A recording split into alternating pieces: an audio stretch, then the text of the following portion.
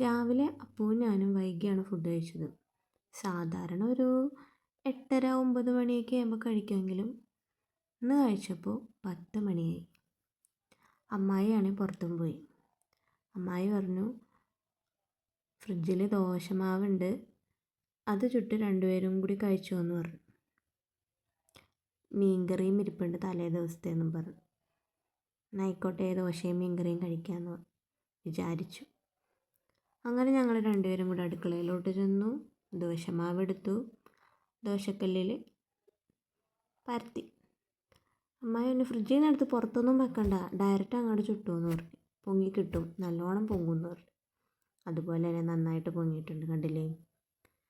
അങ്ങനെ അതൊന്നും ഒരു വശം റെഡി ആയപ്പോഴേക്കും മറിച്ചിട്ടു. അങ്ങനെ ദോശ ചുട്ടെടുത്തു. അപ്പനോട് ചോദിച്ചു, ദോശയും മീൻകറിയും കൂടി കഴിക്കൂലേ നീന്ന് ചോദിച്ചു. പപ്പ പറഞ്ഞേ, എനിക്ക് വേണ്ട മീൻകറിയെന്ന്.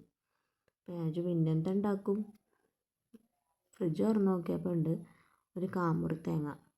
എനിക്കും അപ്പൂനും മാത്രം മതി. അപ്പം ഞാൻ അപ്പൂനോട് ചോദിച്ചു, എന്നാൽ നമുക്ക് ചമ്മന്തി ഉണ്ടാക്കിയാലോ, മീൻസ് ചട്നി ഉണ്ടാക്കിയാലോ എന്ന് ചോദിച്ചു. അപ്പം അപ്പു പറഞ്ഞു, ആ ചട്നി മതി, ചട്നി എനിക്ക് ഭയങ്കര ഇഷ്ടമാണെന്ന്. ആയിക്കോട്ടെ, തേങ്ങ ചിരകി ഉള്ളി ഇട്ടു, ഇഞ്ചി ഇട്ടു, പച്ചമുളക് ഇട്ടു, അടിച്ചെടുത്തു. പിന്നെ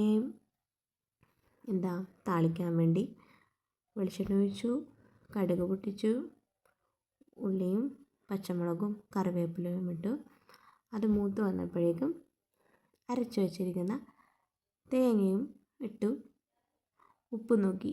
അങ്ങനെ ചട്നി റെഡിയായി. അപ്പനോട് ചോദിച്ചു, എത്ര ദോശ കഴിക്കും? 2 ദോശ. ആയിക്കോട്ടെ, 2 ദോശ. 2 ദോശ അപ്പവും എടുത്തു, 2 ദോശ ഞാനും എടുത്തു. വെറൈറ്റിക്ക് ഞാൻ പറഞ്ഞു, എന്നാൽ നമുക്കിന്ന് രാവിലെ വാഴയിലയിലാക്കിയാലോ എന്ന്. അങ്ങനെ ഞാനും അപ്പവും കൂടി പറമ്പിൽ പോയിട്ട് 2 വാഴേൻ്റെ ഇലയും പൊട്ടിച്ചുകൊണ്ട് വന്നു. ഞങ്ങൾ രണ്ടുപേരും വാഴയിലയിൽ ദോശയും ചട്നിയും കൂട്ടി കഴിച്ചു. Happy day everyone.